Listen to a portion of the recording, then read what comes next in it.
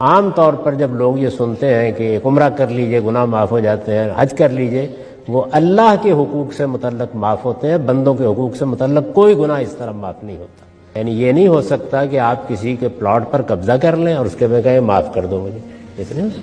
Plot بھی واپس کرنا پڑے گا۔ آپ ملاوٹ کر کے کسی آدمی کو ایک غلط چیز بیچ دیں اور اس کے بعد کہیں گے معاف کر دو۔ تو حقوق العباد اس لحاظ سے بہت سنگین ہو جاتے ہیں کہ اس میں بندے سے معاملہ کرنا پڑتا ہے، اور رسول اللہ صلی اللہ علیہ وسلم نے فرمایا ہے کہ قیامت کے دن یہ نازک صورتحال پیش آ جائے گی کہ اللہ اس بندے کے حوالے کر دے گا آپ کو، یعنی کہے گا کہ اب راضی کرو اسے،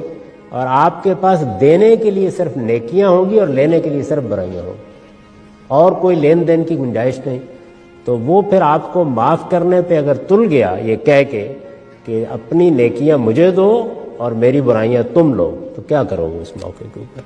تو اس لیے حقوق العباد کا معاملہ بہت سنگین ہے، وہ آپ کو ہر حال میں تلافی کرنی ہے، ہر حال میں معافی مانگنی ہے اس کی، اور بندے کو راضی کرنا ہے۔ دنیا میں کر لیجئے، جو دینا ہے اس کا دے دیجئے، تو ہو سکتا ہے کہ بچ جائیں، ورنہ قیامت میں وہ معاملہ پیش آ جائے گا جس سے ہر آدمی کو خدا سے ڈرنا چاہیے۔